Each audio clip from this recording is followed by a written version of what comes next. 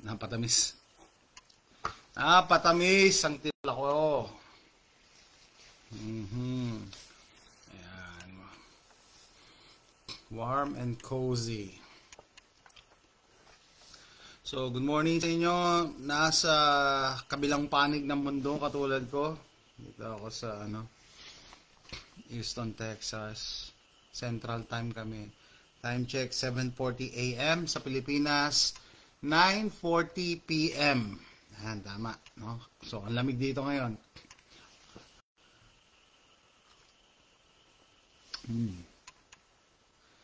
Alexa, what's the temperature outside?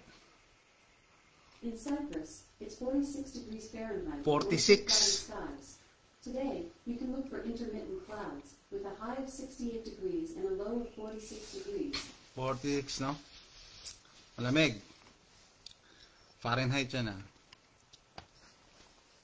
Anyway, kwentuhan tayo, no? So, kanina, paggising ko, check agad ako ng newsfeed. Sabi, oh, sir, gawa ka ng reaction regarding do sa XPLP chip na naging, basahin ko yung actual comment niya sa channel ko. Dali. Yan, paggawan video reaction yung tungkol sa pagpanaw ng former PNP chief na naitalaga din sa DOH. Wow. Pinakrimate daw kasi ng PNP nang walang basbas ng pamilya. Wow. Okay. So, yung PNP mismo nagpa-cremate, no? Nakakatakot. Natakot ako doon. No? Natakot talaga ako. Kasi kung kaya lang gawin yun sa ex-official, well, official das, na namatay, paano pa si ordinaryong Juan, di ba? Ordinaryong Juan de la Cruz. Magfi-fade away lang sa yung story natin pag ginawa sa atin yung ganyan. Ibig sabihin, i-cremate ka lang, walang makakaalam. Di ba? And considering na inimbestigahan, ang kapal mo ka, very brazen. Inimbestigahan na nga sa Kongreso na last time, di ba, sabi, ano ba, meron bang protocol yung DOH na pagka namatay, kailangan i-cremate? Hindi nila masagot. No? Tapos ngayon, during investigation, nag-cremate sila. Wow! Edi syempre, yung DOH, pwede man natin, yung kabal, meron na rin dyan, may connection din dyan sa PNP, sa military, they're everywhere. Ang pumasok talaga sa isip ko, 2 words, deep state. No? Alam niyo, merong gobyerno, meron din nagpapatakbo sa behind the gobyerno. Yan, deep state. Galawang deep state yan, para, ginawa nila yan para maproteksyonan yung interest nila. Para hindi sila mahuli.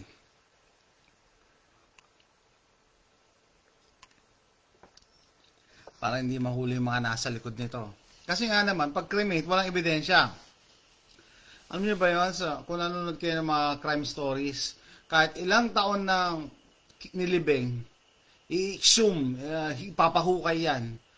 Makukunan pa rin yan ng DNA kung nilason, meron pa rin yan traces of elements. Basta, pa rin yan ng autopsy.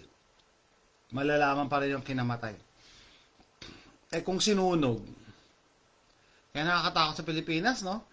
Akala ko ba, kayo ba, nagwawanda, akala ko ba nasa demokrasya tayo, protektado tayo ng demokrasya? Hindi eh. Communist yan na nagpapanggap na democracy. Alam nyo ba yun? Yung communist na nagpapanggap. Diba, syempre, diba? Example, ito lang, biggest example eh. Pag may ginawa yung gobyerno na hindi ka sang-ayon at magrarally ka, kailangan mo pa ng permit sa gobyerno. Siyempre, hindi ka papayagan ng gobyerno. Kukontrahin mo kami. Hindi ako papayag. So, di ba?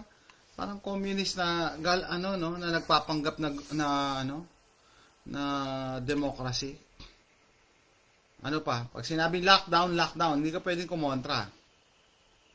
Pag sinabing quarantine kayo, hindi ka pwedeng kumontra. Sumunod na lang kayo. Pag sinabing magsuot ng mask, magmask ka, kundi hahatawin ka, dadalhin ka sa barangay, gugulpihin ka doon. Parang nawala yung sense ng quarantine dinala sa barangay. Lagi ko in-example yan, di ba? Yung nag-violate daw ng quarantine. Dinala sa barangay, binugbog, tapos kinabukasan patay. Anong reason ng pagkamatay? Cause of death? Bidco daw.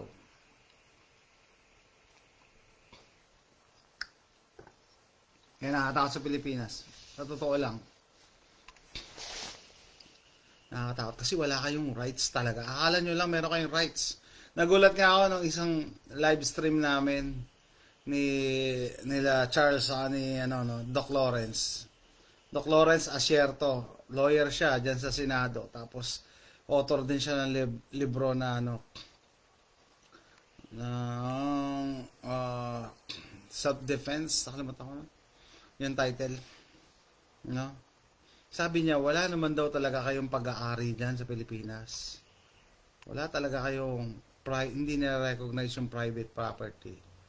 Example, yung pagmamayari ng barel. Privilege yan sa Pilipinas. Kahit nag-ipon ka pa para bumili ng barel. Magkano? 40? 50? O yung mga Chris Vector, 200K, Infinity, kalahating milyon. Hindi mo yan pag-aari ng estado yan. Binigyan ka lang ng permit. Yan. Kaya meron kayong PITCOR, meron kayong permit to transport, permit to carry, license to LTAP, license to own. Yan yung mga permit para magmayari. Kasi the moment na i-revoke o ipawalang visa ng state, yung mga permits nyo, kukumpiskayin nila yan mga baril nyo, kahit gaano kamahal yan. So, ibig sabihin, doon ako nagising, wala kang pag-aari. Hindi mo pag-aari yan. Hindi mo basta-basta, ma-dispose kung gusto mo. Siguro bigyan ka nilang pero magugulat ka na lang pag ni-revoke nila, kailangan i-surrender mo yung mga yan. Diba? So, hindi sa'yo yan. So, nakakatakot sa Pilipinas talaga, guys. Sinasabi ko to para gisingin kayo, hindi para takutin kayo. Kasi, yan na yung nangyari, matagal na Hindi lang kayo aware. And palagi kong ini-example, di ba si Abalos? Si Abalos, Ben-Hur Abalos, namatay yung nanay niya, 2020 ba namatay? Hindi pa lumalabas yung test sa Bidco, sinunog na agad, iyak siya, na-videoan yun. Tapos ngayon hinahanap ko, wala na, nagano sila. Whitewashing na, nilinis na yung internet. Hindi ko mahanap yung video ni Abalos na nagwawala si Abalos, bakit daw sinunog yung nanay niya. Nung lumabas yung test sa Bidco, negative naman, nasunog na. Trigger happy yung mga taga-DOH dyan, yung mga doktor mag-order ng cremation, trigger happy. Nakakatakot. Imagine niyo, mahal yun sa buhay, susunugin na walang paalam. And yung iba nga yung iba nga labag sa nila yan sa beliefs, religion, yung cremation. Nung matagal na panahon, against din ako sa cremation sabi ko. Nung nakita kasi ako ng video ng cremation. Pag sinusunog ko, lumalagotok pa daw yung katawan ng tao kasi may mga moisture pa, may dugo pa, may mga para ka daw patay na, wala na yung kaluluwa, pero yung katawan sinusunog, dinadala naman sa impyerno. Yun ang yung perception. Kaya sabi ko, nakatakot ang cremation patay ka na, sinusunog yung katawan mo,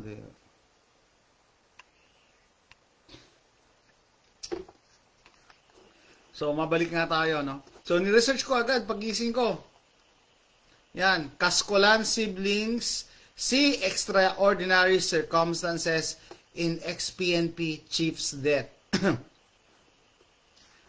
Manila, Philippines, an investigation is being conducted by National Bureau, NBI nag-iimbestiga sa PNP. Imagine niyo yun, paano ka magtitiwala sa pulis niyan? No?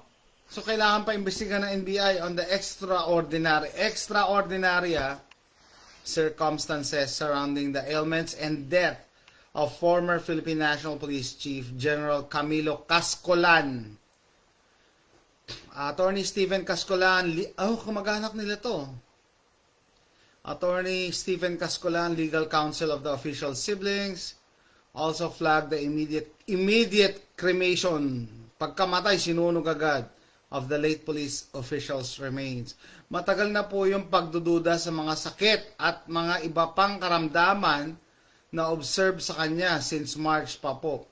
Attorney Cascolan narrated over radio DWPM on Monday. May suspecha na.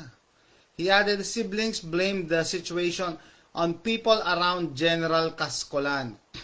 General ka, ha? General siya. Sinunog. Walang paalam sa pamilya. Grabe. Pressed to elaborate, the lawyer said. I don't want to get into the details. Pasensya na po. No, ayaw magsalita ng lawyer. May na-observe yung mga siblings na hindi ordinaryo sa circumstances. Totoo naman. His immediate family did not disclose the cause of his death. Okay. Ba't usong-uso yan? Hindi dinidisclose yung cause of death. Ba't kaya? No?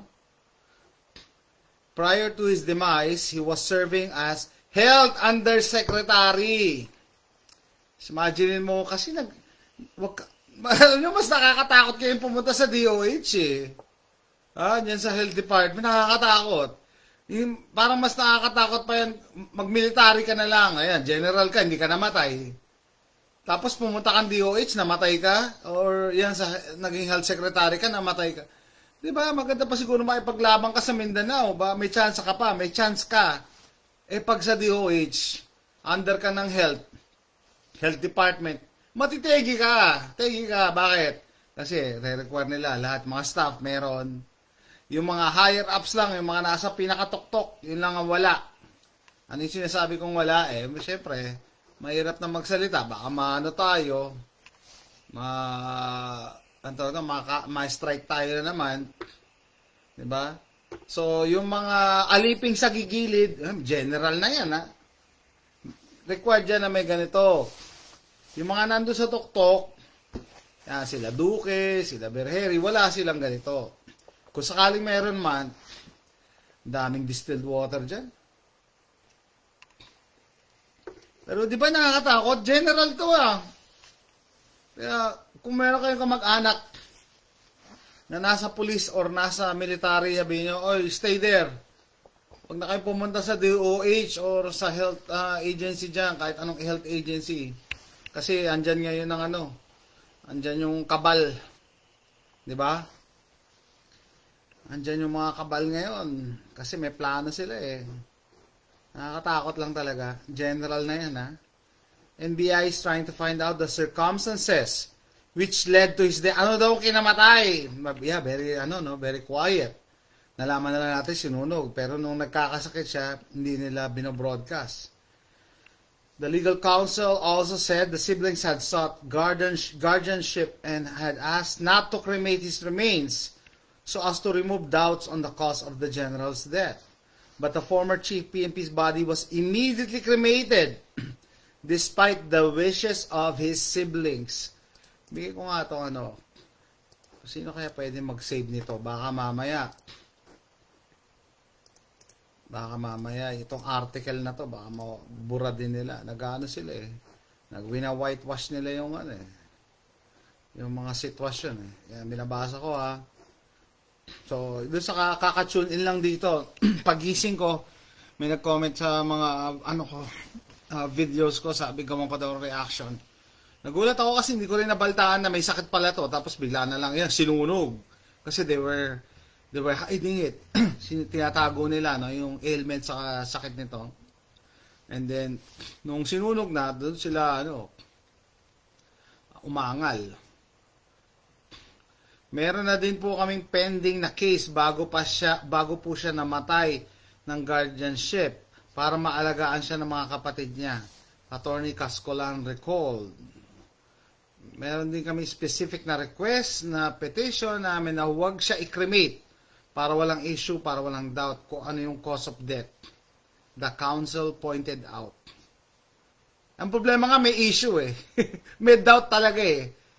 Ang kakapal lang talaga ng mukha nitong mga nasa likod dito. Ang kakapal na, talagang garapal. Garapal na eh, no? Talagang halatang, kasi mahuhuli sila, talagang diretso cremation agad, oh. Pero nung biglaan siyang namatay, kinremate agad, hindi man lang, he could not believe what was done. Hindi siya makapaniwala. Very cruel. Hindi man lang nakarating ang mga kapatid. Ay, nung namatay, biglang kinremate. Yung alam nyo sa culture natin, hindi man tayo yung farewell natin, yung last goodbyes. May mga questions talaga kami ngayon, he revealed. We really have questions at this time. According to the lawyer, NBI sought an autopsy for General Cascolan's remains, but this was disregarded when former PNP chief was immediately cremated. Ang NBI po gustong mag-autopsy, nandun po sila. Nag-serve po sila ng document para inform sila na may autopsy na gagawin. Minadali pa din po ang pag-cremate, kaya meron pong question pagkawala ni General.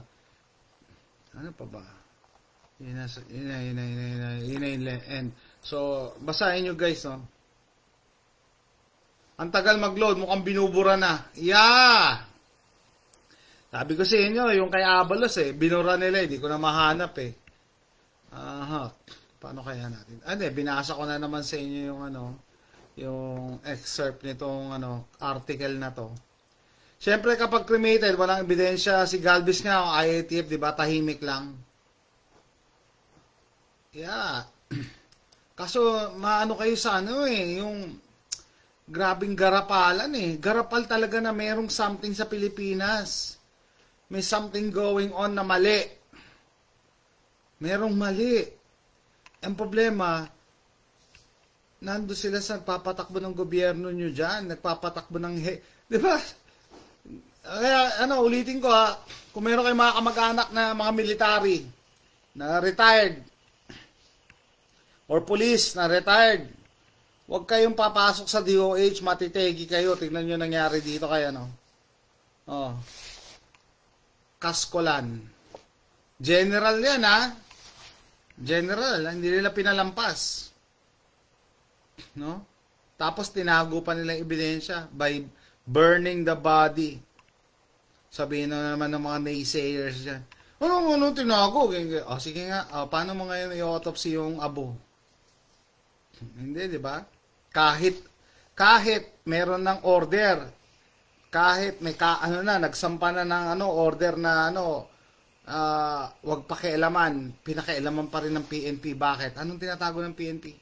So, wag niyo sabihin, wala naman tinatago ang PNP. Sige nga, paki-explain. Ano ang reason ba't kailangan mo i-cremate yung kamamatay pa lang? Sige nga, paki-explain.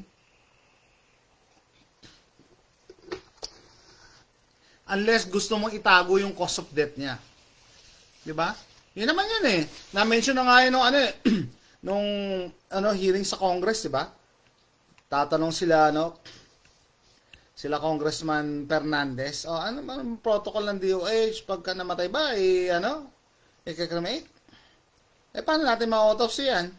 Hindi makasagot yung hindi makasagot yung taga-DOH. So, lumalabas ngayon, mas nakakatakot pa talaga yung mag-serve sa Health Department. Speaking of, yung mga mga friend ko sa FB na nakakita ng pinost ko and nag-share ng pinost ko na don't trust yung mga yung mga health professionals. Nakita ng misis ko yung kagabi, nagalit sa akin. Sabi niya ganito. Galit sa akin sabi. Ba't ka nagpo-post ng ganyan? Di ba nurse ka? Nurse tayo. Tapos yung asawa mo, nurse, tapos magiging nurse practitioner, tapos magpo-post ka naman ganyan. Huwag magtiwala sa mga yung mga naka-white coats. Siya, nagwa-white coat siya pag nag-OJT siya as nurse practitioner. I have to explain, no? Parang yung ano yan eh, yung nagsiserve ka sa military. Na-realize ko a few months ago na meron ako narinig. Yan, I respect people that is serving, that has served in the military or the police. Yan, masaludo ako sa inyo. Pero eto may nabasa akong statement di ba? To serve is an honorable cause, no? Magserbisyo ka. Ito yung nabasa ko Sabi, not all regarding sa military, no? Not all who served honorably are honorable men. So in this case, sa medical field, guys, doon sa hindi nakakilala sa akin, once upon a time, naging CI ako Kami mag-asawa. Clinical instructor kami dyan sa Pilipinas ng mga nursing students. Pag first day of class, first day of the year, by the way, kaya ako nakabini, nagkalbo na ako.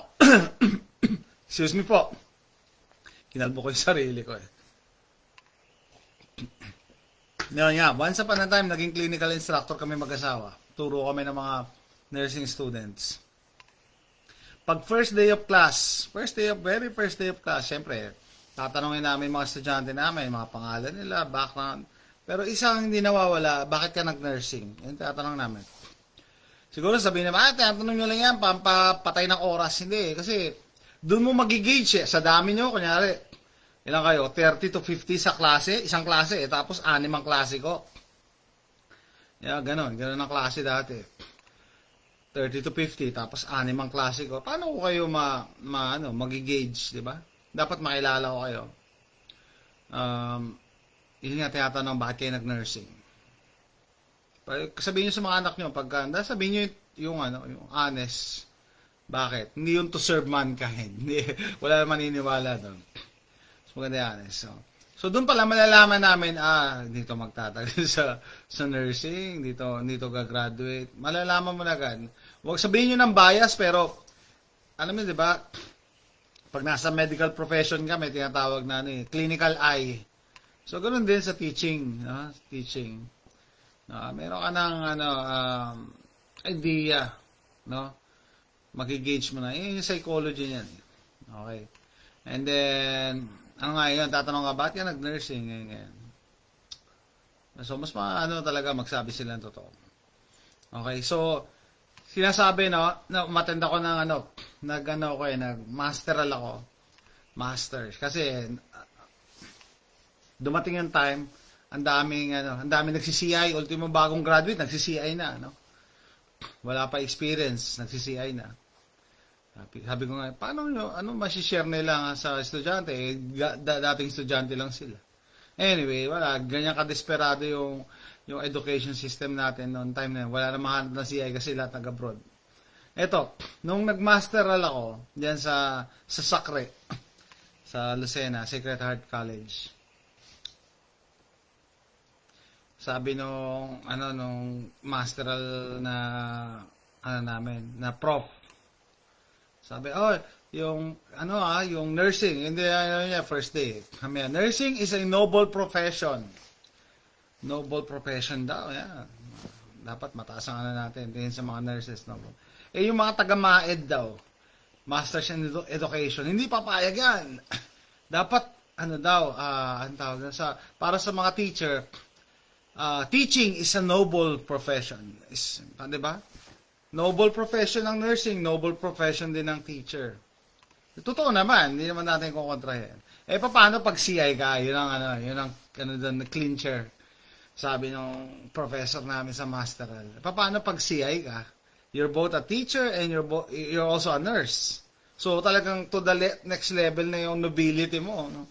Yung pagiging noble mo, no? So having yun, na-mention ko lang yun, no, yung excerpt na yun, yung kwento na yun ng buhay ko. Yeah, mataas ang tingin natin sa mga nagtuturo. Dapat mataas kasi nga, it's a noble profession. Sa mga teacher, sa mga doktor, sa mga mataas. Pero, yun nga, yung statement na nabasa ko, no? Not all who served are noble men or women, no? Ano ibig sabihin? Hindi naman lahat nagna-nurse, hindi lahat na nagdodoktor matino. Yun ang gusto ko sabihin. Maski sa mga teacher, di ba? Although syempre ginagalang mo yung profession, teaching profession, hindi lahat din ng teacher matino. Alam na natin 'yan. Yung mga military, ganun din. Ginagalang natin yung nila, yung rango nila, yung position nila, pero hindi lahat ng nasa military matino. Ganon din sa mga PNP, sa police. 'Di ba? 'Di ba? It's a noble profession but not all who served are noble men and women. So ganon din. So, yun yung parang ganon yung take ko dun sa discussion namin ng asawa ko gabi. Sabi niya, ba't ka nagpo-post sa mga ganyan, against ka sa mga nakaputi, nurse ka, nurse ako. O, ganyan. Hindi naman lahat, pero i-point out natin na meron talaga. Di ba? Meron talaga. So, ngayon, yun ang kontrobersya, no? Establish natin na hindi lahat ng mga nakaputi, ibig sabihin, nurse, doctors, mga medtech, or respiratory therapists, hindi lahat matino. Okay? Di syempre, kung accepted na yung premise na yun, mag-uusap tayo ng analyze natin yung statement ko. Kung accepted na natin yung premise na yun, na hindi lahat ng doktor o nurses matino, di ba? May bulok din dyan, meron dyan nababayaran, meron dyan mga sinungaling, at meron dyan ubod ng sama talaga, na walang pakialam sa buhay ng tao. So, titignan nyo ngayon yung percentage. Ilang kaya dyan ang percentage? And, paano mo malalaman kung sino sila? Sino yung masasamang tao dyan na nakasuot ng puti? Di ba hindi mo malalaman? Kasi, usually, nakapostura yan, magaganda, malinis-linis. Mga kaklase ko nga, sa nursing school, nag-aaral ako ang daming crush na yung mga med student. Kasi ang ganda daw tumayo, ang ganda ng uniform, dito yung botones sa isang side. Mga ganun bagay, no? Naalala ko lang. Nalagang sila. Head over heels sa mga med students pa lang. Pero paano mo nga malalaman kung sino yung masama sa kanila? Di ba hindi? Kasi yung na-mention ko na to dati, no? Yung evil, hindi niya ina-advertise yung sarili nila. Hindi nila ina-advertise. Akala nyo ba, yung masasamang tao, yung may peklat ng X dito sa mukha, ha? Tapos balbasarado, na hindi nag-aahit, dumi-dumi. Hindi. Sa pelikula lang yun, dati. Naabutan nyo yung mga panahon nila, yan, sila George Stregan, sila Bamer Moran, sino pa nga yun? Yung tawa ng tawa? Basta, hindi ganun ang kontrabida sa totoong buhay. Sa pelikula, oo. Pero sa totoong buhay, anong itsura ng masasama ng mga kontrabida? Diba, they look like you and me. Diba? Minsan nga, mas gwapo pa sa atin. Mas maganda pa sa inyo. Pero ang sasama ng ugali. Dahil kasi tinatago nila yung intention nila Diba? Yun ang point ko. Si Buhayaya. Ang evil nagtatago sa puting damit. Yeah, nagtatago sila in general. No? O across the board, nagtatago sila. Hindi nila pwedeng i-advertise na, masama akong tao, may peklat ako dito. Malayo pa lang, lalayuan mo na yan, di ba? Pero kung may maamong muka, nakaputi, malinis, ganda na sasakyan, sasama ka, di ba? Kasi meron tayong may bias tayo sa ganun No? Pero sa totoong buhay, guys, sabihin kung may nakikinig sa akin bata, mag-ingat kayo sa mga ganon. Hindi, in reality, yung iba na yung life ito yung natutunan ko sa 47 years of existence, 48 years of existence, no? Hindi mo makikita lang basta, masama yan, hindi. Nagtatago sila. So, paano mo sila malalaman kung sino-sino sila? Well, discernment. I-analyze mo lahat. No? Yung kinikilos, yung ginawa nila in the past. 'Di ba? Hindi, wag mo silang pagbasihan sa itsura. Meron diyan syempre mga gusgusin pero maganda yung kalooban. Ganun yan eh. Yan ang tinuturo sa atin ng mga sinaunang fairy tales eh. Na gusto nang baguhin nila ngayon. Mga fairy tales na, di ba, may mga pulubi daw na engkantada pala. So ganun, vice versa. Hindi mo talaga malalaman by your naked eyes. Maano lang natin yan through analysis and experience, no? Experience. Oh, dati naka-encounter na ako ng ganyan. Alam ko na ugali niyan. Iwasan ko na yan. 'Di ba? Everyone wears a mask. Lahat naman tayo nagsusuot talaga ng mask. Hindi yung mask na physical mask, no? Maski tayo na ordinary mga tao. Kasi meron tayong pinoproteksyonan pinoprotektahan natin yung yung inner self natin. Kabaklaan na fairy tales na ngayon. Yeah, yung fairy tales noon, gusto nilang i-abolish or i-rewrite. Kaya nga 'di ba may issue yung Disney dahil gusto nilang baguhin yung Seven Dwarfs, Cinderella, 'di ba? Mga ganong stories, mga fairy tales. No, anyway, so yan. Guys, no? So yan ang side ko. Doon sa magsasabi, sabi ko nga, nagalit misis ko, ba't ka nagpo-post ng ganyan? Against ka sa mga nakaputi, medical profession ikaw mismo nurse ka, tapos ako nurse din ako, magiging nurse practitioner pa.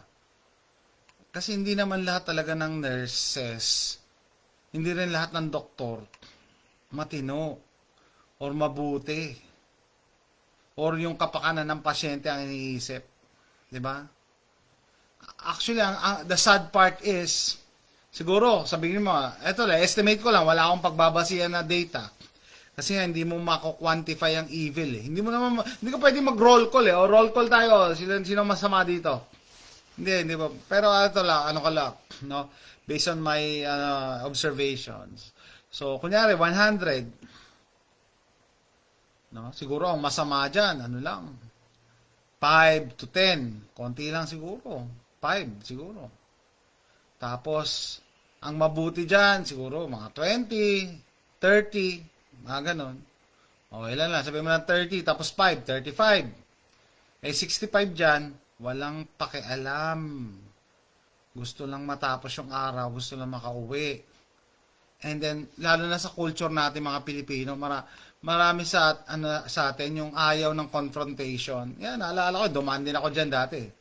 Nung hindi pa ako Amerikano Ayaw natin ng confrontation sige na, sumunod na lang tayo kasi, makikipaggulo pa yan pag kinontra mo Ayaw mo mag-go against, no? Kaya nga sa 100 tao, kung meron dyan 5 maingay na matapang, siguro yung 30 papalag, pero yung 65, sige na, kaya sundin na natin siya.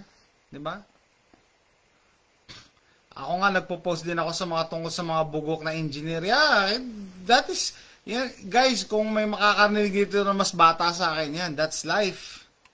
Hindi mo pwedeng sabihin lahat ng engineer, matino, or magaling. Hindi mo pwedeng sabihin lahat ng police, matino, magaling. So, similar with the other professions. No? Wala akong Kaya ang point ko doon, yung sa pinost ko na, I will not trust and yan nga mga naka-white clothes, no? Magtiwala ka sa instinct mo daw, unang-una, instinct mo. Kasi, yung sabi lang, yung gut feel, parang may mali Kasi, yan yung natin minsan, yan ang magliligtas sa atin Madalas pala, yan ang magliligtas sa atin. Pagka sinabi talaga ng gut feel mo na may mali, wag mo ituloy. Wag mo ituloy. Yung iba kasi, sinosuppress yan. Pagka sinabi ng katawan mo na, sinabi ng katawan mo na may mali, ay hindi, wala yan. Pagka ginaganon mo palagi yan, hindi mo madedevelop yung senses mo na ganyan. Hindi mo madedevelop. Pare, thank you, naalala ko. Pare, di ba? Religious leaders, hindi lahat perfect, di ba? May issue nga si Pope. Ultimo mga pare. I've met a lot of priests, no? I've met a lot of priests. One time, nung ahente ako sa Lucena, umattend ako ng opening ng golf course. Ay, may muta pa ata ako. Sorry, bagong gising lang ako Nag-vlog talaga ako dahil hindi maalis sa isip ko yung Yun nangyari nga dito kay General Cascolan. Umattend ako na blessing ng opening ng golf course. Habang kumakain kami ng kasama ko, naalala ko pa yun, si Jan Togadi kasama ko eh. Makain kami. May narinig kami, nagsasalita doon ng kukwentuhan. Ang sabi, ako nga, wala nang buhay, wala pang asawa. Wala nang asawa, wala pang buhay. Pagtingin ko si Father, natawa ko si Father eh. Wala daw siyang buhay, tsaka walang asawa at anak. Yung pagkakasabi naman niya, parang nagre-reklamo eh, no? Pagkasabi ko, sino ba yun? Yun pala si Father, kaya ako natawa, mantik na ako ano. So, hindi lahat ng pare matino. Alam na natin yan. Dapat ngayon kilala natin si Padre Damaso. He lives in some of the people that wears that white robe. No? Hindi lahat ng pare matino. Ang dami, kaya may nalaman din ako yung pare dito sa lugar namin, dito sa Texas, no? Well, it's yung na lang. Pero nasira ba ang pagtingin ko sa religion ko? Hindi. Pumili ka ng ibang lugar or ibang pare ang sundan mo. Ang sinusundan natin is, sinusundan ko naman, pag sa religion, I'm sorry kung ma-offend kayo, pero wala Catholic ako eh. Ang sinusundan ko talaga, yung Catholic faith, hindi yung tao, hindi yung pare. No? Kung may problema ako dun sa pare, tingin ko immoral siya, hindi ko siya pakikinggan. Ang pinapakinggan ko, yung word of God hindi naman yung tao. So, similar with politiko, ganun din na dapat tayo. Iwasan natin yung pag-idolize sa mga mayayaman, mga politiko, no? Yung mga taong nasa pwesto. Yan ang nakakatakot sa Pilipinas. Kasi obviously, balik tayo doon kay General Cascolan, obviously, nasa pwesto ang nag-order niyan na i-cremate siya. 'Di ba? Hindi naman yan Hindi naman yan basta private or nasa rank and file. Tapos sabihin, cremate mo si General. Pwede ba 'yon? So, ibig sabihin nasa taas ang nag-order niyan. Paano pa yung ordinaryong Juan de la Cruz na katulad nyo? Katulad ko. 'Di ba? Nakakatakot talaga. Galawang deep state. Tama naman, yung priest tao rin naman, marupok. Yeah, I'll give them that. Wag natin masyadong sambahin. Yung pagsimba natin, wag nakatutok dun sa tao na nagkakandak ng misa. Makinig lang tayo dun sa Word of God, pero yung tao na yun, wag. Kasi, meron din siyang kamalian na tinatago. Sabi ko nga, lahat naman tayo nagtatago. Hindi natin binobroadcast yung kabulukan natin. Diba? Sabi nga ng mga Amerikano don't post, sa social media daw, don't post your dirty laundry. Hindi mo pwede, because nobody wants to see that. Walang gusto makakita ng kabulukan mo, no? Unless yung makaaway mo. Diba? So, yun. Yeah, everybody wears a mask. Dapat maging matibay tayo pag-discern, pag-analyze, no? Kung sino yung mga totoong nakapaligid sa atin. Yan. Kasama na dyan yung nag-comment sa akin, no? Sabi nung comment na sabi sa akin, sir, napapansin ko, hindi ko na nakita sa video mo yung kaibigan mo na veteran. Sabi ko, hindi ko na siya kasi kaibigan Kasi nalaman ko na behind my back, sinisiraan niya ako. Ay, kung ano sinasabi sa akin. So, nagbawas ako ng negativity. So, ganun lang. No? Kahit matagal mo nang kasama, akala mo kaibigan mo. Ganun talaga Ganun talaga. No? So, what more kung ka lang, trabahador ka lang sa gobyerno. Diba? Ang nakakatakot dyan talaga, sabi ko, galawang deep state to Pagka gagamitin ka nila. Pag tapos na yung pakinabang nila sa'yo, nako, tae ka. Tae ka na. Wala ka na. Tatapong ka na ng parang tae. Wala na silang pakialam sa rights mo, sa rights ng mga naiwang mahal sa buhay. Kung si General ba, kung boy ba si General, ano mararamdaman niya, di ba? Ibig sabihin, malalaman niya na, porket wala na kayong pakinabang sa akin, hindi nyo gagalangin yung rights ko. Rights ng pamilyang naiwan, di ba? Kawawa talaga. Kahit pa paano kawawa. Kaya, ito lang yung Sa future kaya, meron kayang whistleblower na kakanta? Na? May kakanta kaya?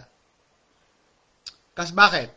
Kasi, eto guys kung may makakapanood itong video ko, kumanta na kayo habang maaga kayo. Kasi pag nawalan kayo ng silbi, dyan sa kabal na yan, wala nang makakarinig kahit ano ka ng kanta mo. Wala na rin maniniwala sa'yo. Sabi nyo, ito, kasamahan nyo to, nagtrabaho sa naging health secretary, sa gobyerno, trabaho sa gobyerno, na wala nang pakinabang, kasi namatay na, bila na lang sinunog, pinagtatakpan, ang cause of death. And so, based on the article, nung nagkasakit pa lang, nagdududa na sila, kaya tinago nila yung ailment. Let me guess, may mangunguhula kung anong, ailment or kinamatay ni General. Meron bang huhula? Baka may Maraming sinunog noong 2020, di umano C-19 deaths before the jobs. That must be to hide that it is not the C-19 that ended the life of those people. Same din after ng jobs. Yeah. Meron ako na came across na nadaan ng video noong 2020, kasagsagan nitong kalokohan na to. Excuse me po. May nurse sa New York, di ba sabi na, naging epicenter ng scamdemic ang New York, ganyan. Ang daming Actually, dito sa Texas, may mga nagpunta sa New York kasi kulang sila ng staff. Ang laki ng bayad. May bayad pa sila allowance, may housing. Meron kami kilala personally, dialysis technician, na tibo. Bumiyahe, papuntang New York. Yun. Ang dami niya nakuha pera kasi may budget pag C-19 eh. No? Meron ako na-came across na video at that time, 2020. May nurse. Nagre-reklamo siya, umiiyak siya sa video. Excuse me, no? Nagtataka siya, bakit daw ini-intubate yung pasyente kahit hindi naman kailangan. Tinutubo. Ini-intubate kahit conscious. Kahit hindi kailangan. Alam niyo yun, yung sasasakan ka ng tubo, tapos yung paghinga mo, pagkain, nakadepende na sa machine. So imagine niyo pag may nag-shut off ng machine. Nakakatakot. Yan yung mga bagay na maririnig mo lang sa horror movies, no? Pero, it's sad, nangyari. Nangyari and nangyayari pa rin. And then, hinahanap ko ulit yung video na yun. Wala, hindi ko na mahanap. Nilinis na yung internet, wala na. Kaya sabi ko, pag may nakakita kayong video na or article, i-download nyo na. Yan din yata ina-advise nung Juan Daquila. Yung mga dating propaganda ng DOHEL. Diba? Kung meron daw kayo screenshots, kasi ikakaso nila. Doon sa mga mahilig ng TV, if may NF kayo or IMDb, watch yung series na The Blacklist. It shows practically how the cabal works, although medyo lenient pa. Yeah. Delikado. Kaya ako nga, isip ko po siya, delikado rin ako kung pinagsasabi ko. Kaya palagi ako tumitingin sa pinto pag nagbablog Baka may tumadyak na lang bigla Tapos pinapasukin ako dito. Anyway, ano pa? Yun nga, sa Pilipinas, guys, ba't kayo pumapayag na ganyan? Pag namatay magulang nyo, susunugin agad. Walang consent. Hindi man lang kayo na-inform. Pagpunta nyo sa ospital, yun nangyari kay Abalos. Pagpunta mo sa ospital, wala na daw, na-cremate na. Ha? Wala siyang gano'n, so, ganyan din nangyari dito. Ang problema, ito nga kay General Cascolan may order na sila na wag i-cremate, i-autopsy, and then nag-proceed pa rin. Bakit? Bakit? Sabi nila, imbestigan daw. Sa tingin nyo, ano mangyari sa investigasyon na yan? Hindi naman tayo, pessimistic, pero, may track record na ba yung Pilipinas na mag-uphold ng justice? Wala naman Yung injustice, kasi yung justice talaga sa Pilipinas, para sa mga mayayaman lang. Nakakatakot nga ito, general na, wala pa rin justice. Kahit pa paano, may pera na to, tsaka may connection. Pero ganun pa rin ginawa nila sa katawan niya. Sa pamilya niya. Kawawa. Ano nangyari? Fast forward ngayon, si Benhur Abalos na a few years ago, sabi ko nagwawala dahil sinunog yung nanay niya. Fast forward today, 2023, diba? May pwesto si Abalos, ano siya, DILG secretary. Inalagaan siya. Kalma ka lang. Aalagaan ka namin. Palagi ka nasa pwesto. Palagi ka may power. Palagi ka may pera. Kasi, hindi ka namin pababayaan. Ganyan, di ba? Big C kinamatay, i-hold ng 1 day bago ayusin just to check pa for C19. Sabi ni, ni Jed. Dito namatay ng ibang sakit, yung ibang pangyayari sinuswab pa, kaya di agad binuburol. Ay, nako. Kahapon, nag-comment ako doon sa Pinoy Prepper. Sasabi siya, about C19. Sabi ko, 2023 na. 2023 na, naniniwala ka pa rin dyan. Diyos ko naman. No? Paano nga uunlad ang Pilipinas? Marami sa atin tulog. Marami sa mga kababayan natin, shipol. Marami sunod-sunuran. And then may nag-comment pa sa vlog ko sa kung saan ko ito ipopost, sa Vladimir Rasputin channel. Kasi malayo, wala ka naman dito so bakit ako sinisisi nyo? Parang ako pa sinisisi nyo Kaya hindi mo Ganda nga mamaya ka na. Parang yung ang nagagalit sila sa mga nagsasabi ng totoo. Ba't di kayo magalit kila Duque, kila Bergeri? Bakit ka nagagalit sa akin? Kasi wala ka naman dito, kaya hindi mo ba't di nyo labanan yung nangyayari dyan? Ba't ako inaano nyo? Ako nga wala dyan Ako na wala sa Pilipinas, nagmamalasakit pa rin sa Pilipinas. Ikaw, na nasa Pilipinas, nagmamalasakit ka ba? Para sa rights nyo, karapatan nyo? Hindi, di ba? Sunod-sunuran ka din. Kaya ganyan sa Pilipinas. Sabi ko nga yung percentage ko kanina, yung hypothetical na percentage. Kahit 5% ang masasama, 30% mabubuti, 65% sunod-sunuran, 65% deadma, 65% walang pakialam, nagsama-sama sila dyan, 65%. So, paano daw mananalo dito? Kailangan gisingin natin yung 65% na yan para dumami pa yung gising. Dumami pa yung may alam na may mali na nangyayari sa kapaligiran natin. Otherwise, yung 5% na yan ang magdodominate sa atin, sa inyo. Sa atin at sa inyo, kasi dito meron din ganyan. Meron dito, di ba? Nasa pwesto nga Di ba? Otherwise, yung 5% na nasa taas, sila lang ang safe. Sila lang ang maayos ang buhay. Sila lang yung nakakatulog na mahimbing kasi alam nila, hindi sila kasama sa listahan ng tatabasin. Di ba? Na-mention ko before, kung follower ko kayo, yung ex-president ng France, may nagtanong pa sa akin dati, sir, saan yung link mo? Sinend ko yung link. Hanapin nyo na lang. Ngayon, hindi ko na maano ngayon Busy ako. Ex-president ng France, gumawa ng libro on Depop. Anong sabi niya doon sa libro niya? Ang una daw nilang tatabasin yung mga tanga. Mga tanga daw. Yun ang una nilang tatanggalin. Depop to usapang Depop. Una nilang tatanggalin sa population yung mga tanga. Bakit? Kasi yung mga tanga daw, kahit sabihin mo sa kanila yung totoo, pipila pa din.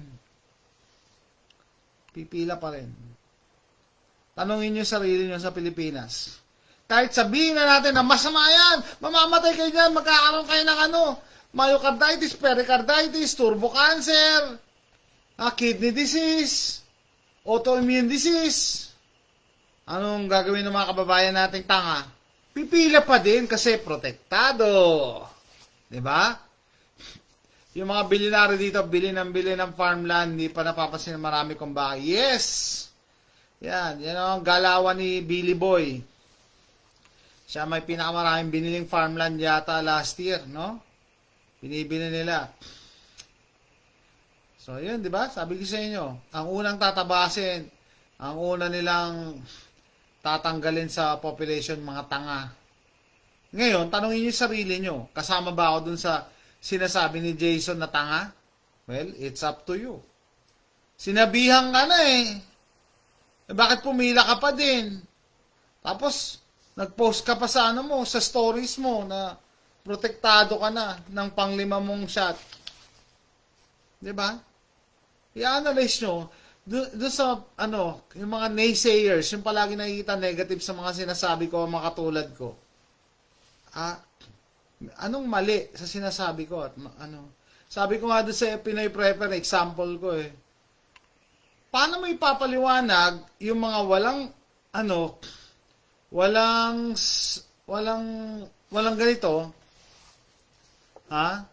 Paano mo ipapaliwanag? Walang ganito, hindi namamatay. Walang ganito, hindi namamatay. Pero yung mga namamatay ngayon, teka lang, delete lang natin nung comment na to. Yung mga namamatay ngayon, may ganito. Paano mo ipapaliwanag yun? Tapos paano mo ipapaliwanag na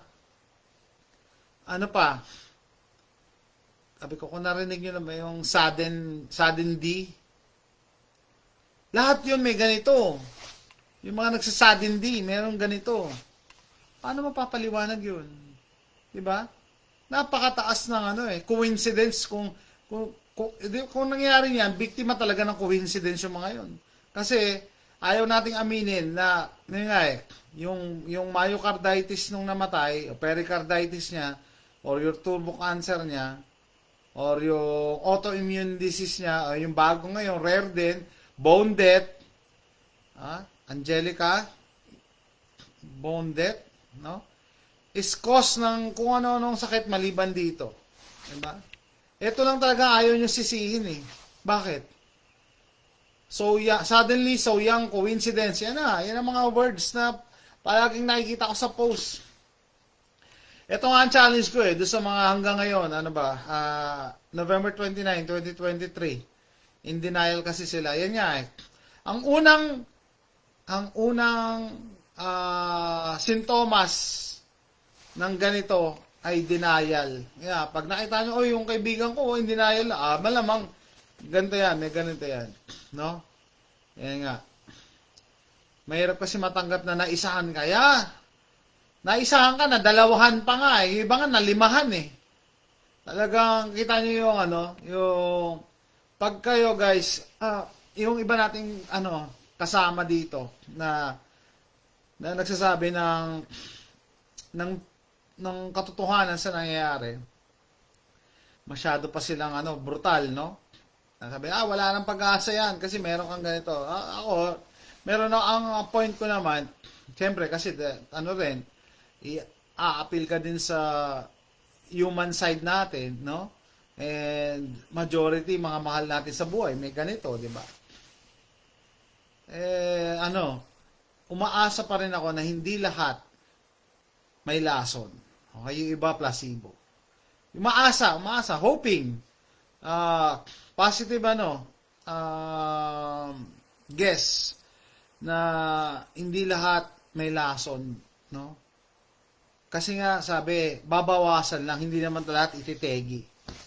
Okay? Babawasan, kasi masikip na daw ang mundo. Okay? Tapos, ito lang advice ko, yung makakapanood nito, guys, na, ay sir, may kachat nga ako, di ba, kaibigan natin. Nag-message sa akin, sabi, sir, nabigyan na ako ng 2 dose. Yun nga, di sana, ang pakiusap ko sa inyo, no, katulad niya, tumigil na kayo doon, no? Bakit? Kasi hindi nyo alam yung susunod na, booster eh. Baka jumakpat na kayo, parang Russian roulette yan eh. Sumablay na nung unang nung 2 doses eh. Hindi ka pa tumigil. Yung kasama kong CI dati, nag-masteral, nag-doctorate, naka-5 shot na. No? So, hindi ka more chances of winning. Pag mas marami kang entries. Diba? Ganun lang yun eh. So, kung naisahan ka ng or naloko ka doon sa 2 shots, tama na. magising ka na. Kasi yung si Jason, hindi nagmamas, ha? Walang ganito, yearly namamas siya, labas ng labas, naglalakad sa airport, nakita, may video ko, naglakad ako sa airport noong 2021 ba? Oh. Walang mas, ba't hindi namamatay yan? Never nagka-bidgo. Yung mga kakilala namin, talagang close na kakilala, na meron nito, iba yata, 2 beses pa nagka-bidgo eh. Bakit? How do you explain that? So, ayun nga, biktima ng coincidence talaga. Kung ayaw nyo, kung in denial sila, sasabihin nila, coincidence lang yan. O di sige, tignan na lang natin kung sino unang tutumba. Yung walang ganito, o yung may ganito. Ha? Protektado. Okay? So, mas madalas sila magkasakit, yung mga may turok. Yeah, yun nga eh.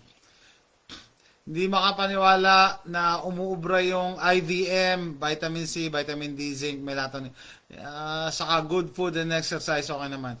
Ito pa, bago ko tapusin to, no? May mga nagtatanong, ano daw yung pangontra, ano yung detox.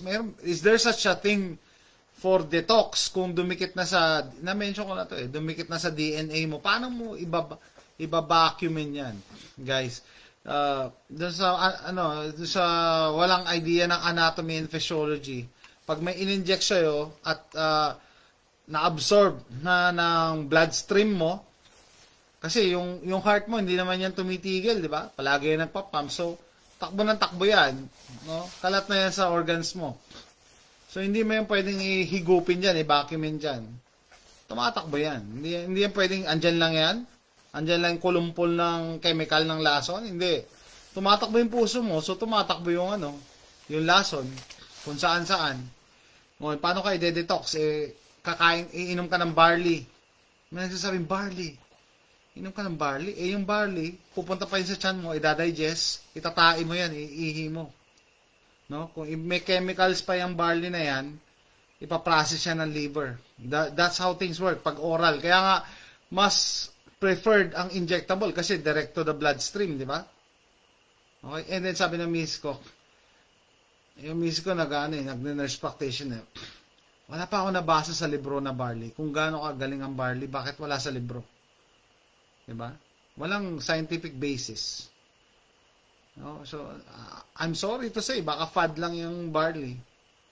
Same with glutathione. Alam nyo ba, Pilipinas, number 1 consumer ng glutathione. No? Diba? Number 1 consumer. Pero that's not how things work. Yung physiology, I'm not an expert pero nagturo ko ng pharmacology. Yung how things work na pag kumain ka ba ng something na masustansya, gagaling ka? Kung wala siyang healing properties, no? May vitamin C nga siya. May vitamin D, vitamin E, pero pinaprocess pa rin yan ng katawan mo. Ang excess, like kunyari, nag-take ka ng high dose ng vitamin C. Sa hospital yata, ang high dose nila, no? Yung mga positive sa bid ko, 1,000 milligrams ba? I don't know. Yung katawan mo, kukuha lang ng tama. The rest, itatapon niya yan, idadump niya yan. Kaya wag mo sabihin, dodoblin ko yung dose, tapos mas masustansya. Hindi, the rest, idadump ng katawan mo yan. So, tignan, pagka uminom ka na sobra-sobrang vitamin C, or uminom ka na maraming vitamin C, tignan nyo yung ihi nyo. Sobrang dilaw. Kasi idadump ng katawan. Ang galing ng katawan natin eh. Kaya niyang, kaya niyang i-regulate kung sobra na, sobra na. Hindi ka pwedeng, mas healthy pag dinoble mo. Hindi. Tatapon niya lang yan. Kaya sabi, wasted yan eh. Kaya may mga gamot din na ganon. Pag take ka ng antibiotic, pag sobra, dinadump niya, tinatapon niya yan, iniihi niya or idudumi mo yan. So that's not how things work. Kahit kumain ka, pag may sakit ka guys, kahit kumain ka ng masustansyang pagkain or food supplement, hindi ka gagaling kung hindi siya nakadirekta sa sakit. Ha? Gets nyo ba yun? Kunyari may cancer ka, kumain ka masustansyang pagkain, gagaling ka? Hindi, mamamatay ka. Kasi iba yung ina-atake nung iba yung mechanism ng cancer eh. Ina-atake niya yung mga good cells. Tapos mas mabilis siyang mag-multiply. Kumain ka masustansya ka, yes. maalagaan yung mga good cells mo, kaso pinapatay siya ng cancer cells. It doesn't work that way na akala nyo, okay, kakain ako ng na masustansya, gagaling na ako. Diba, ganyan nangyari kay Gina Lopez. Nag-refuse siya ng chemo, kain na lang daw siya ng mga herbal. Naglagay pa siya ng herbal garden sa loob ng bahay niya. After 1 month, 2 months, tegi siya. Kasi that doesn't, yung mga diseases, it doesn't work that way. Naakala nyo, kumain ka lang ng masustansya, kumain ka ng supplement, kahit napaka-healthy pa niyan, kung hindi niya ina-address yung sakit mo, tegi ka. Dapat labanan yung sakit eh. That's the reason meron tayong antibiotics. Kahit kumain ka ng healthy, kung merong organism sa katawan mo na sumisira ng healthy cells, anong silbi ng healthy na kinakain mo? Ha? Idadump lang yan ng katawan mo, papatayin lang nung bad cells yung good cells mo. Tegi ka. Chelation procedure. Sabi. Well, I don't know. Wala, kasi nga, we are in the dark actually. Tayong mga, mga truthers, mga freedom fighters. We are in the dark kasi hindi pwedeng pag-usapan yung cure. Hindi pwedeng pag-usapan yung, mababan ka, madidelete ka. Lalo na sa YouTube, noong 2021, nag-post ako ng gamot para sa C. Kasi sabi ko, based on the research, mga napapanood ko, ganyan, mga doktor nagsasabi na yung quinine daw, panlaban dyan. So, saan ka makakuha ng quinine? Saan ka makakuha ng quinine? Quinine is para sa mga yung nilagnat ka sa Palawan, endemic yung sakit na yon, dala ng mga mosquitoes, yung gamot na yon, yung quinine, yun ang panlaban doon. Saan ka kukuha kung ordinaryong tao ka? And then based on my research, yung mga yung water na pag nagiinuman, nag-stuck ako doon, ang dami, binidyoan ko. Kasi nakalagay, it contains quinine. Dinilit ni YouTube yung video ko, tapos yan, meron na naman akong strike. Mahirap pahirap pag nag-share ka ng solusyon. I-delete ka, ika-cancel ka ng social media platform. So, ang advice ko kanina, do your own research, tignan nyo yung mga nagko-comments, and then, mag-interact kayo. Kasi hindi ako pwede mag-announce na, ito yung sagot dyan, ito yung gamot dyan. Sasabihin ako, medical misinformation ka, ayari na naman ako. Matagal na ako nasa listahan eh.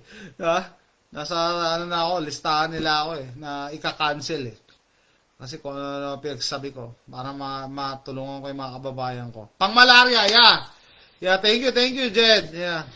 Yan yung gamot pang-malaria. Yan daw. Pero may mga doktor kasi nagsabi, 'di ba? Ano gagawin ko? Pero 'di ba, ang mantra ko, desperate times requires desperate measures. 'Di ba? Wala naman sinasabing gamot, 'di ba? O di maghanap ka ng gamot, anong gagawin? Example, kung meron kang mahal sa buhay na may cancer, 'di ba gagawin mo rin lahat, maghahanap ka ng gamot, magtatanong ka ganyan. Kasi nga, yung mga nasa likod nito ayaw nila sabihin talaga yung totoong gamot, di ba? Yung totoong gamot, binaban nila. Bakit? Kasi di ba may purpose sila behind this. Yan, parang na-came across ko din yung metal blue na yan. Kaya sabi ko, hindi ko sinasabing hindi ko ini-encourage sa inyo pero do your own research. Huwag kayong magtiwala na maski sa akin, huwag kayong magtiwala ng basta-basta. Parang yung doktor ko, share ko na naman sa inyo, noong 2021 or 2022. 2021 yata. Yung annual checkup. Sabi ng doktor ko, you can get your flu shot and your Bidco 19 vax. It's free. Ganyan. Did you get it? No. Sabi ko, no. May I know why? Sabi niya pa. Dapat, wala siyang karapatan alamin bakit, yung medical freedom dito, nire-recognize. Sabi ko, yeah, I already survived 2020, 2021 without that box. Why would I get it now? Tapos hindi na nagtanong yung doktor ko. Diba? So, ibig sabihin, andun yung karapatan natin mag-question. Wag tayong, opo, doktor, sige, saksak mo yan. Saksak mo lang. Saksak. Diba? Question nyo. Hindi ko naman sinabi maging worst patient tayo, no? Pasaway tayong pasyente. Pero 'di ba, kung may logic kaya nga na-disappoint ako sa mga kapatid ko sa Pilipinas Nagpaganito sila noong 2022. Sabi ko, ano ba Pero hindi ko na sila kinompronta. Wala na, nasa loob na nila 2022, kung kailan patapos na, wala na yung 2020 kasagsagan ng paranoia. 2021, 2022, saka ka nagpaganyan. Ano ba naman? Ayun, may tumatawag sa akin. So, siguro, yan, yung cardio ko, tinanong din ako niyan, if natatakot daw ba ako. Sabi ko, alam ko ang risk at experimental yun, kaya di niya kami na-convince. Yeah. Let's give it to the doctors, no? Trabaho nila yan, to ask. Pero, it's our right to refuse. May tinatawag na patient's rights, guys, Baka hindi nababalitaan. And hindi nyo ine-exercise. Patient's rights. Pag sinabi nyo patient's rights, ultimo doktor, takot. Pagka kinontra mo yan. Kami mga nurse pag patient's rights, sige, hindi mo pwedeng kontrahin yan kasi may papasok na liability. Yung legal liabilities, magkakaroon ka ng legal problems pag ikaw ay nasa profession. Pag kinontra mo yan, pag sinabi mong patient's rights, medyo mag-iiba yung tono sa inyo ng doktor o nurse. Kami nga, nung na-hospital ako March this year, inoperahan ako, tinanggal ako ng gallbladder. Nung pa-discharge na kami, hinihingi namin yung records ko, basta lahat ng records. Sabi, yung nurse ayaw ibigay. Tinawag niya pa yung head nurse kasi just view it in the portal. Ganyan. Hindi, kailangan namin ng physical record, print out. Nung sinabi namin yung patient's rights, medyo sila lumambot. Sa mga Pinoy kasi nahiya sa hospital. Yan sinasabi ko, mahiyain tayo, hindi tayo nag-exert ng rights natin. Kaya nga yung mga kamag-anak ko, sabi, siguro, dahil Amerikano ka na, kaya, umaalma ka na. Yeah, pero at least, yun pala yung tama, Kung hindi naman masama, bakit ka tatahimik? And yan talaga, generally, yan ang problema natin mga Pinoy. Kahit man nangyayaring kasamaan sa harap natin, tumatahimik tayo kasi nahihiya tayo. Hindi tayo assertive sa rights natin. Hindi tayo assertive na ipagtanggol yung rights ng kababayan natin or kasama natin. Mas madali para sa atin na manahimik. And siguro, 350 years na pinayuko tayo ng Spain. 50 years ng America and Japan, kung ano-ano. Diba? Talagang sinanay nila tayong yumuko o sumunod sa kanila. Hindi tayo nag-exert ng rights natin. So, I think it's time to wake up. Ito, obvious na obvious. General, namatay, sinunog agad. Paano pa yung ordinaryong Juan de la Cruz? Paano pa? Sino mag-stand up para sa rights natin? Meron silang lawyer, kamag-anak nila. Paano pa tayo? Wala tayong pambayad sa lawyer. Per hour ang bayad dyan. Per consultation. Sa Pilipinas, libo-libo. Dito, per hour, daan. Siguro, $500 per hour. Wala kaming pambayad niyan. Kayo, ganun din. Parehas tayong sitwasyon, kahit nasa kabilang panig ako ng mundo. Diba? Ordinaryong tao lang tayo para sa kanila. The only thing we can do is wake up and unite. Nasabi natin, hindi pwede yung kalokohan nyo, Gising na kami. Hindi pwede yung mga ganyang kalokohan. Hindi yan paano. It's not gonna work. So that's it, guys. Tatapusin ko yung vlog na to. 1 hour, 9 minutes na to. Salamat sa pagsama sa akin and salamat sa panonood. And hopefully, mapanood din ng mga kababayan natin. Sabi ko nga, 20 to 30% lang tayong gising. Yung 65% kailangan natin gisingin. That's it guys. Thanks for watching. Bye.